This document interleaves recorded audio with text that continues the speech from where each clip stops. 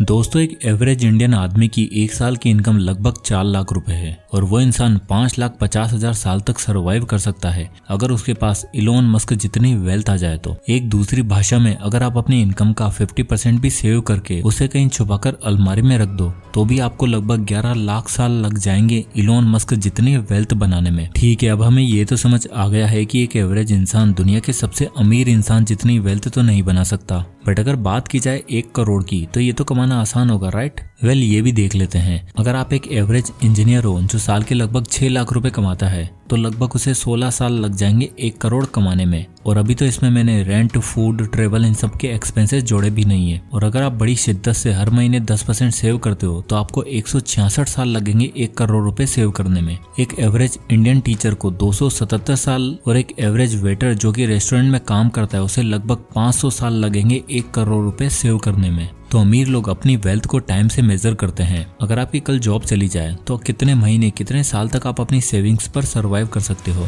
ये होती है ट्रू वेल्थ की definition. Rich dad poor dad के ऑथर रॉबर्ट कियोसाकी की ये किताब हमें फाइनेंशियल इंटेलिजेंस देती है जिसे हमने शायद कहीं खो दिया था, या यूं कहें कि ना तो हमारे टीचर ने ना ही हमारे स्कूल ने हमें सिखाया। ये किताब हमें एक ऐसा रास्ता दिखाती है जो शायद हमें बचपन में सिखाना चाहिए था। पैसों के ऐसे सीक्रेट जो अमीर लोग अपने बच्चों को देते हैं, बट जो लोग अमीर नहीं है उनके लिए ये किताब एक वरदान के बराबर है। और जिसने भी इस किताब के लेसन्स को नहीं जाना वो हमेशा रेट रेस में ही फंस कर रह जाएगा। इस वीडियो के खत्म होने तक मैं आपसे वादा करता हूँ कि आपने जो इतने सालों में नहीं सीखा होगा वो आज आप सीखने वाले हो। और इस वीडियो को पूरा देखने के बाद आप दुनिया के केवल उन गिने चुने लोगों में आ जाओगे जो इस रेट रेस की जंजीरों को तोड़कर अमीर बनना चाहते हैं, लाइफ में कुछ ऐसा करके दिखाना चाहते हैं जो शायद बहुत कम लोग इसे करने की सोच पाते हैं। और सही मायनों में फाइनेंशियल फ्रीडम क्या होती है आज आपको पता चलेगा। So let's begin.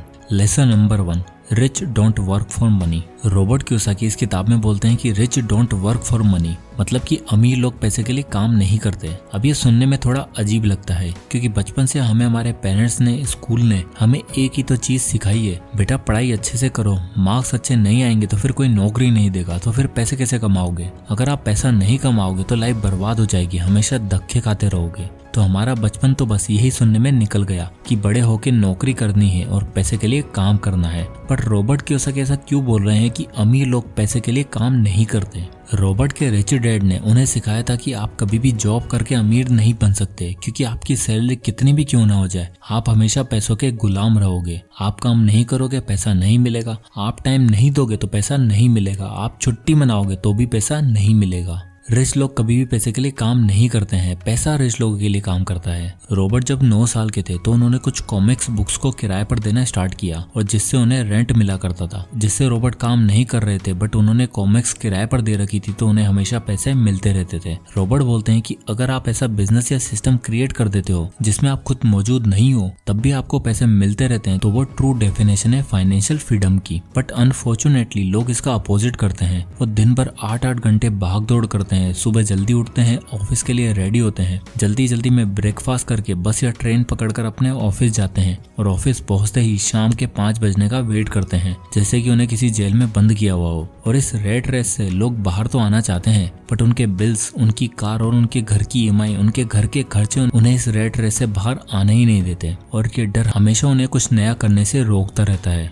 वो कभी भी अपने कंफर्ट जोन से बाहर निकल नहीं पाते क्योंकि उनकी सोसाइटी, उनके टीचर्स और उनके पेरेंट्स ने उन्हें अच्छे मार्क्स कैसे लाना है ये तो सिखाया, बट कैसे अपने डर को खत्म करके रिच लोगों की तरह सोचना है ये कभी नहीं सिखाया। और इसी कारण एक आम इंसान हमेशा पैसों के लिए काम करता चला जाता है। Lesson number 2, financial literacy. दोस्तों, अगर आप ये सोच रहे हो कि स्कूल आपको अमीर बनाने वाला है तो आप गलत फहमी में हो। स्कूल एजुकेशन जरूरी है, मैं ये मानता हूँ, बट स्कूल का प्राइमरी गोल आपको एक अच्छा एम्प्लॉय बनाना होता है। स्कूल कभी भी आपको एक बिजनेसमैन या एक ओनर नहीं बना सकता। जैसे कि कैसे हमें अपने फाइनेंस को मैनेज करना है और अमीर बनने का सही रास्ता क्या है, इन सब फाइनेंशियल एजुकेशन के बारे में स्कूल हमें कभी नहीं सिखाता। रॉबर्ट के रिच डैड हमेशा बोलते थे, it's not how much money you make, it's how much money you keep. यानी कि ये फर्क नहीं पड़ता कि आप कितना पैसा कमाते हो, जबकि इससे फर्क पड़ता है कि आप अपने पास कितना पैसा रखते हो और उन्हें इन्वेस्ट करते हो। रॉबर्ट बोलते हैं कि वो कई ऐसे लोगों से मिलते थे जो एक टाइम पर मिलियनियर थे बट उन्हें फाइनेंशियल एजुकेशन ना होने के कारण वापस से सब लुटाकर गरीब हो गए। रॉबर्ट कियोसाकी का कहना है कि दुनिया में 3 तरह के लोग होते हैं, पुअर, मिडिल क्लास और रिच, और इन तीनों का पैसों को लेकर नजरिया अलग अलग होता है। चलिए इस चार्ट से इनके कैश फ्लो को समझने की कोशिश करते हैं। कैश फ्लो मतलब इनके पैसे कैसे आते हैं और ये कैसे अपने पैसों को स्पेंड करते हैं। सबसे पहले आता है पुअर क्लास, क्योंकि ये पुअर कैटेगरी में आते हैं, यानी कि इनकी इनकम काफी कम होती है, तो इनकी सारी इनकम इनके रेंट में, इनके फूड में और ऐसी बेसिक चीजों में निकल जाती है। और ये लोग केवल अपनी सैलरी के भरोसे ही जीते हैं, और ये लोग कमाते इतना ही है कि मुश्किल से इनके खर्चे निकल पाते हैं, और ये केवल सर्वाइवल के लिए ही जीते हैं, और इनके पास कोई भी एसेट्स नहीं होते हैं। अब दूसरे कैटेगरी के लोग आते हैं मिडिल क्लास। इन लोगों की सैलरी का मोस्टली हिस्सा इनका रेंट, कार और घर की ईएमआई में निकल जाता है। ये दुनिया को दिखाने के लिए क्रेडिट कार्ड और शॉपिंग इस तरह के डेट में फंस जाते हैं, और जो थोड़ी बची कुची सेविंग्स होती है ये लोग इन्हें एफडीज में जमा करके रख देते हैं। इनके भी कर्जे में डूबे रहने का मेन रीजन इनको फाइनेंशियल एजुकेशन की नॉलेज ना होना होता है। तीसरे कैटेगरी के लोग आते हैं रिच। इन लोगों की मोस्टली इनकम इनके एसेट से होती है, जैसे कोई प्रॉपर्टी लेकर उसे रेंट पर दे देना, कोई बिजनेस एक्वायर करके या फिर स्टॉक्स में पैसा इन्वेस्ट कर देना, जिससे इन्हें हमेशा रेगुलर इनकम होती रहती है, और इनके बिना भी इनका काम चलता रहता है, और ये अमीर पे अमीर होते चले जाते हैं। रॉबर्ट बोलते हैं कि अगर आप बाकी लोगों की तरह काम करोगे तो आप हमेशा रेट रेस में ही फंसे रहोगे, और आप मेनली दो लोगों के लिए काम करोगे। पहला, आप उस कंपनी के लिए काम करोगे जो आपको सैलरी देती है, और आप उससे उस कंपनी के ओनर को और अमीर बनाते जाओगे। और दूसरा, अगर आपके ऊपर डेट है तो आप बैंक के लिए काम कर रहे हो और बैंक अमीर होता जा रहा है। तो अगर आपको रेट रेस से बाहर आना है तो आपको एसेट्स और लायबिलिटी के फर्क को समझना पड़ेगा। हमेशा उन्हीं चीजों को एक्वायर करने की कोशिश करो जो आपकी जेब में पैसा लाकर दें, ना कि आपकी जेब से पैसा निकालें। Lesson number 3, overcoming fear. Robert बोलते हैं कि मैं आज तक ऐसे किसी भी इंसान से नहीं मिला जिसे पैसा खोना पसंद हो, और न ही किसी ऐसे अमीर इंसान से मिला हूं जिसने अभी तक कोई पैसा नहीं खोया हो। बट मैं ऐसे बहुत से लोगों से मिला हूं जिन्होंने आज तक कहीं पर भी इन्वेस्ट नहीं किया है, क्योंकि उन्हें एक डर होता है, वो है पैसे खोने का डर। यहाँ तक कि हर अमीर इंसान को भी पैसे खोने का डर होता है। बट प्रॉब्लम ये नहीं है कि आपके अंदर पैसे खोने का डर है, जबकि प्रॉब्लम ये है कि आप उस डर को हैंडल कैसे करते हो। और एक अमीर और एक गरीब इंसान में बस यही फर्क होता है कि वह इस डर को कैसे हैंडल करते हैं। रॉबर्ट बोलते हैं कि जब आप 20 की एज में होते हो तो आप ज्यादा इजीली अमीर बन सकते हो, बट जब आप 30 की एज में होते हो तो आपके ऊपर काफी रेस्पॉन्सिबिलिटी होती है, आप ज्यादा रिस्क नहीं ले सकते हो। और रॉबर्ट अपने पुअर डैड का एग्जाम्पल देते हुए बताते हैं कि इसी डर के कारण उनके पुअर डैड ने कभी कुछ नहीं किया और हमेशा पैसे के टॉपिक को अवॉइड किया। और एक बहुत ही अच्छी कहावत है ना, everyone wants to go to the heaven, everyone wants to go to the heaven but no one wants to die. यानी कि हर किसी इंसान को अमीर तो बनना है, बट रिस्क लेना या फिर अपने डर का सामना करना कोई नहीं चाहता। इसलिए हम ज्यादातर टाइम पैसे के टॉपिक को अवॉइड करते हैं और कभी इन्वेस्ट नहीं करते, क्योंकि हमें उसे खोने का डर है। और अगर आप फेलियर का सामना नहीं करोगे तो सक्सेसफुल कैसे होगे। Lesson number 4, everything is not risky. Robert बोलते हैं कि अक्सर लोग जो चाहते हैं वो हासिल नहीं कर पाते हैं। क्यों? क्योंकि उन्हें लगता है कि लाइफ में एवरीथिंग इज रिस्की।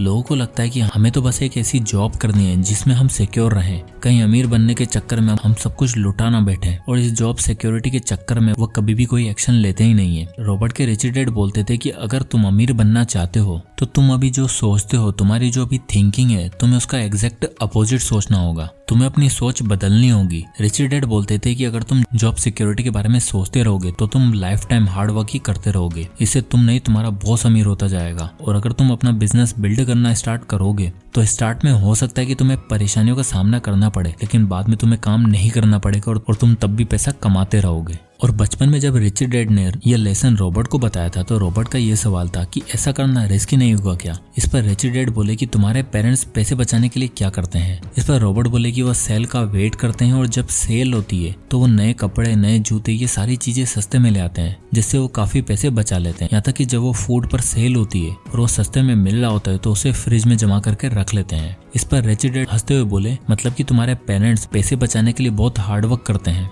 तो रॉबर्ट बोले कि हाँ, क्या आप ऐसा नहीं करते हो क्या। इस पर रिच डैड बोले कि मैं भी एग्जैक्टली ऐसा ही करता हूँ, बट तुम्हारे पेरेंट्स अपना फ्रिज भरने के लिए सेल में चीजें लेते हैं और मैं अपना पोर्टफोलियो भरने के लिए चीजें सेल में लेता हूँ। मतलब मैं ऐसे इन्वेस्टमेंट करता हूँ जो मुझे सस्ते में मिल रहे होते हैं और उसमें मैं अपना पोर्टफोलियो भरता जाता हूँ। और यही डिफरेंस है, तुम्हारे पेरेंट्स हमेशा पैसों की कमी होने से परेशान रहते हैं और हार्डवर्क करते हैं, जबकि मैं बिना काम किए भी अमीर होता जा रहा हूँ, क्योंकि मेरी रियलिटी तुम्हारे पेरेंट्स से बिल्कुल अपोजिट है। तो अगर तुम्हारे पेरेंट्स इन्वेस्टिंग को रिस्की ना समझें तो वो भी मेरी तरह सेम चीज करके अमीर बन सकते हैं, उन्हें बस अपनी सोच को बदलना होगा। तो एट दी एंड ये बुक हमें ये सिखाती है, चाहे अभी आपकी फाइनेंशियल कंडीशन कैसी भी हो, आपके पास डिग्री है या नहीं, इन सब बातों से कोई फर्क नहीं पड़ता। आपको तो बस इन कुछ प्रिंसिपल को फॉलो करना है और अपने डर को खत्म करके रेट रेस से बाहर निकलकर वो कर दिखाना है जो मोस्टली लोग सोचने से भी डरते हैं। फिर उसके बाद आपको अमीर बनने से कोई भी नहीं रोक सकेगा। तो दोस्तों आई होप कि ये वीडियो आपको पसंद आया होगा और इस वीडियो से आपको कुछ ना कुछ जरूर सीखने को मिला होगा। तो अगर आपको ये वीडियो पसंद आया हो तो इसे लाइक करें और ज्यादा से लोगों तक शेयर करें। और अगर आप इसी तरह के वीडियोस देखना चाहते हैं तो हमारे चैनल को सब्सक्राइब करना बिल्कुल ना भूलें।